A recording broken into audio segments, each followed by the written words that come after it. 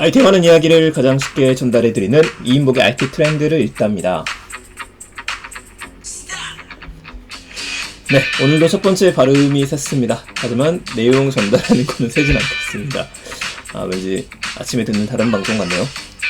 자, 오늘의 이야기 드릴 거 첫 번째 IT 소식입니다. 그러니까 8월달 빨리 지나갔고 이번 주는 내내 비 소식이 있다라고 하니까 출근길에 우선 꼭 챙겨 가셔야 될 것 같아요.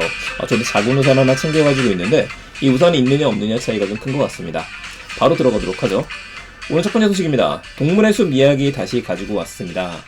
메타버스 중에 하나로 동물의 숲이 거론이 됐었고 저 같은 경우에는 동물의 숲이 메타버스가 되기에는 좀 약한 점이 있다라고 이야기를 드렸어요. 많은 사람들을 모이게 만드는 게 좋고 커뮤니케이션을 하게 만드는 거, 자유도와 모여서 만날 수 있는 그 소셜에 대한 것들, 이 두 가지를 준 거는 좋은데 사실 수익화 측면이 약합니다.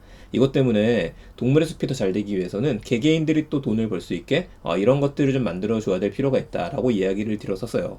국내 같은 경우에는 LG에서 이제 올레드 섬을 만들었었고 그 다음에 롯데마트에서 하이메이드 섬을 만들었었죠. 그 두 가지를 만들어서 진행을 하다가 이번에 오랜만에 동물의 숲 소식이 돌아온 겁니다. 바로 블랙핑크가 데뷔 5주년을 지내면서요 5년이나 했다네요. 동물의 숲에 블랙핑크 섬을 오픈을 했습니다. 보게 되면은 지금 동물의 숲을 처음부터 노렸던 것 같지는 않고 한 2달 정도 전부터 준비하지 않았을까 생각을 하긴 합니다. 왜냐면 이 섬을 만드는데 시간이 좀 걸릴 테니까요. 어쨌든 이 섬을 오픈을 했는데 섬을 오픈한 이유, 블랙핑크 하우스 공연장과 뮤직비디오 속 세트장 등이 만들어져 있다라고 하네요. 이렇게 세트장이 있는 거예요. 공연도 할 수 있고. 여기서 볼 수 있는 포인트를 우리가 좀 읽어봐야 될 것 같아요. 우선은 이 동물의 숲에 대한 홍보를 어디다 했나 봤더니만은 트위터를 통해서 많이 알려졌습니다. 트위터를 통해서 알려졌다라는 거는 지금 국내에서 페이스북하고 인스타그램만 하시는 분들은 요 로고를 못 보셨을 수도 있을 거예요.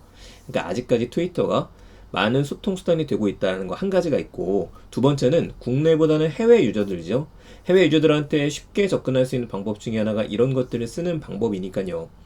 제페토하고도 많이 비교를 하시는데 차이점은 있습니다. 제페토 같은 경우에는 한 번에 들어갈 수 있는 인원수의 차이가 있잖아요. 동물의 숲 같은 경우에는 뭐 한 번에 들어갈 인원이 필요가 없죠. 자기가 혼자 들어가가지고 블랙핑크 섬을 탐험하면 되는 거니까. 그래서 포인트를 두 번째 이야기 드리자면 블랙핑크와 같은 걸그룹들, 이렇게 엔터테인먼트 회사들이 팬들하고 만날 수 있는 다양한 방법들을 사용하기 시작했다라는 데 있어요. 물론 위버스부터 시작해서 자체적인 플랫폼이 아니라 다른 그 엔터테인먼트들을 위한 플랫폼을 쓰는 경우들도 있기는 한데 이거는 직접 할 수 있는 것들이잖아요. 메타버스 플랫폼들이 여러 가지가 있으니까 하나의 광고 채널 중에 하나로 쓰기 시작했다, 이렇게 봐야 될 것 같습니다. 이미 블랙핑크 같은 경우에는 제페토에 하우스 만들었었죠. 블랙핑크 하우스 있고 거기서 팬사인회도 열었었고 굿즈도 팔고 있잖아요. 블랙핑크 더 무비라는 영화가 나오기도 했어요. 5주년 기념을 맞춰서. 그래서 더 기대가 되는 거는 다음 스텝에서 그렇다면은 이 블랙핑크라든지 YG 혹은 SM 이런 곳들이 또 어떤 곳을 선택을 하게 될까, 이것도 굉장히 궁금합니다. 저도 좀 블랙핑크 하우스 들어가 봐야 될 것 같아요. 지금 배포된 사진만 좀 보여드리고 있습니다. 꿈번지 주소 알려드릴게요. DA340377039683. 이렇게 동물의 숲을 하시는 분들은 꿈번지 주소를 치시게 되면 이 블랙핑크 하우스에 놀러 갈 수가 있습니다. 블랙핑크 섬에 놀러 갈 수가 있습니다. 동물의 숲을 사용한 마케팅이 좀 줄어들 거라고 예측했었는데 지금 보니까 생각보다 더 많이 퍼질 수도 있을 것 같다, 이 생각도 한번 해보게 되네요. 두 번째 소식입니다. 올해부터 은행 앱에서요, 배달의 민족처럼 음식 주문이나 쿠팡처럼 생필품 주문이 가능하게 된다 라는 이야기 있었었죠.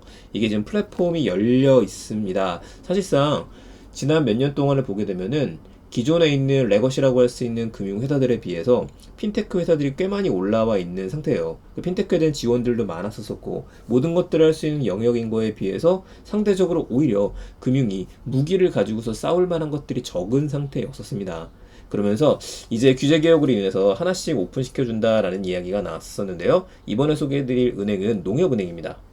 자, 농협은행에는 올원뱅크라고 하는 서비스가 있죠. 저도 좀 사용 중에 있기는 한데 이 올원뱅크에서 올원플라워 서비스를 이용할 수 있다라고 합니다. 한국 화훼농협에 화환하고요. 난도 쓸 수 있고 그리고 꽃배달도 농협의 계좌라든지 카드로 간편하게 결제한 다음에 다른 사람한테 선물할 수 있는 서비스예요. 앞으로는 추가되는 서비스들이 택배 방문 서비스, 그러니까 택배를 부르면 집에 와서 수거해 가는 겁니다. 여기다가 프리미엄 논축산물을 바로 구매를 할 수 있거나 공동 구매를 할 수 있는 서비스, 이런 것들이 접목될 예정이라고 합니다. 사실 이 부분은 저도 좀 많이 강조했었던 내용 중에 하나예요. 왜냐면은 농협이 있고 축협이 있고 신협이 있고 이런 기관들 같은 경우에는 지역을 바탕으로 해서 성장했었기 때문에 지역들하고 언제나 제휴를 해서 성장할 수 있는 포인트들을 더 많이 가지고 있습니다. 이렇게 로컬 마케팅을 할 수 있는 것들이 있으면은 굉장히 좀 도움이 될 거라고 생각했었는데 이런 것들은 긍정적으로 봐야겠죠. 그래서 다시 또 포인트를 우리가 보자라면 앞서 이야기 드렸었던 것처럼 단순하게 꽃배달만 그냥 제휴해서 시작하는 게 아니에요. 그냥 은행 앱 자체가 무한 경쟁을 시작하기 시작했다, 이렇게 봐야 될 것 같습니다. 그렇다면 각각의 타겟을 잘 가지고 가야 돼요. 우리가 모든 거를 다 하겠다, 이거 안 되거든요. 쿠팡을 이길 수는 없습니다. 배달의 민족도 이길 수는 없어요. 그렇다고 한다면 이길 수 없지만 이길 수 있는 방법들, 이걸 찾으면 분명히 있을 거라고 생각을 합니다. 그 해답은 기존 고객들한테 있지 않을까요? 저도 관련돼서 강의도 하고 있고 이런 식으로 자문을 좀 드리고 있다 보니까 관련된 이야기를 잠깐 드렸습니다. 혹시 은행 쪽의 관계자분들께서 듣고 계신다고 한다면은 관련된 것들 꼭 한번 다시 한번 고민해 보셨으면 해요. 저보다 더 많은 고민하셨겠지만 정말 말도 안 될 정도로 지금은 빅테크 기업들하고 전면전에 빠지게 됐죠. 세 번째입니다. 10월 달에 CU에서 아이폰 미래에셋페이가 가능해진다는 소식입니다. 삼성페이 같은 경우에는 꺼내기만 하면 착 대기만 하면 결제가 됐죠. 이거 아이폰이 가장 부러워했던 서비스예요. 저 같은 경우에도 아이폰도 갖고 있고 갤럭시도 들고 다니고 있기는 한데 아무래도 요즘엔 주력폰을 아이폰으로 쓰다 보니까 그래도 편해지긴 했었습니다. 대부분의 편의점에서는 카카오페이나 네이버페이로 결제가 되거든요. 근데 안 되는 데들이 아직도 많기는 해요. 자, 그런데 이제 빠르면 10월달 CU에서도 착하고 단말기만 가져다 대면, 아이폰을 가져다 대면 결제가 될 예정이에요. 바로 미래에셋페이 덕분입니다. 미래에셋은 이 부분을 어떻게 해결했냐면 기존에 있는 단말기에 되는 게 아니라 기존에 있는 단말기에 NFC 스티커를 부착하는 걸로 해결했습니다. 근데 사실 이거 NFC 스티커 부착하는 거 미래에셋페이가 먼저 한 건 아닙니다. 다른 기업들이 계속 추진을 했었어요. 그거 시작했던 것들도 있었었죠. 신한 같은 경우에도 우리들의 스마트폰 뒤에 붙이는 거를 시도했던 적이 있었었고, 근데 이제 일단 조금만 더 얘기를 드리죠. 자, 사용자 같은 경우에는 저희들은요, 미래에셋페이 앱을 다운받은 다음에 실행을 하고 나서 스티커에 가져다 대기만 하면은 자동으로 결제가 됩니다.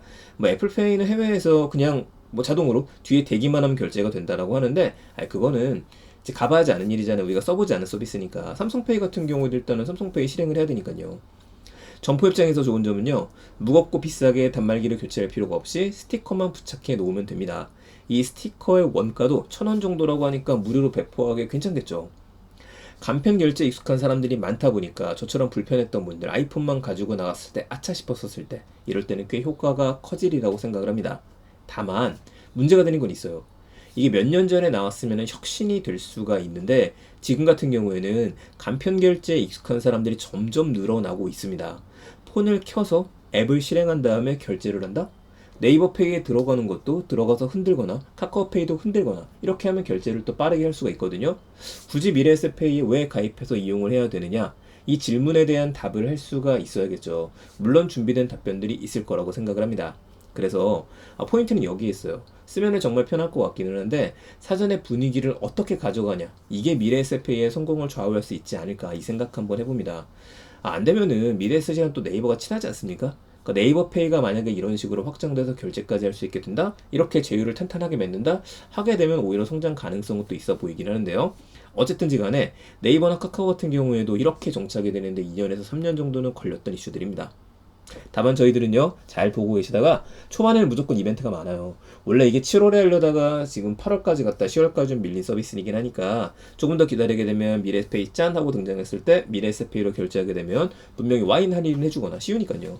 혹은 뭔가 물건을 샀었을 때 좀 더 챙겨주는 것들, 포인트를 쌓아주는 것들, 1+1 이런 혜택들이 더 많지 않을까 싶습니다. 그러니까 저희들은 기다렸다가 현명한 소비, 그리고 현명한 쿠폰, 현명한 할인을 챙기면 되겠다 생각 한번 해봅니다. 간편결제 서비스라는 입장에서는요, 역시 단기간에 고객들을 끌어모으는 게 핵심일 것 같습니다.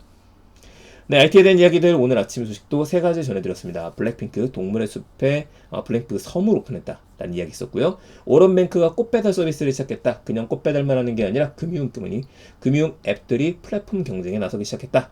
10월달부터 CU에서 아이폰 미래세 페이가 결제 가능해진다. 이걸 이따에 가봐야지 알 것 같고요. 저희 9월 말 정도에 다시 소식이 나올 것 같으니까 그때 이 소식은 다시 한번 전해드릴 수 있도록 하겠습니다. 네, IT에 대한 소식들 여기서 좀 마치도록 하겠습니다. 저는 내일 또 더 재밌는 이야기들 가지고 찾아뵙겠습니다. 내용 괜찮으셨으면요, 좋아요 부탁드리고요. 아직 구독 안 하셨으면 구독, 그리고 주변 사람들한테 이거 내용 괜찮다, 아침에 들을 만하다, 이런 것들 전해주시면 정말 감사하겠습니다. 저는 그럼 내일 또 뵙도록 하겠습니다. 감사합니다. 출근길 IT 소식, IT 트렌드를 읽다였습니다.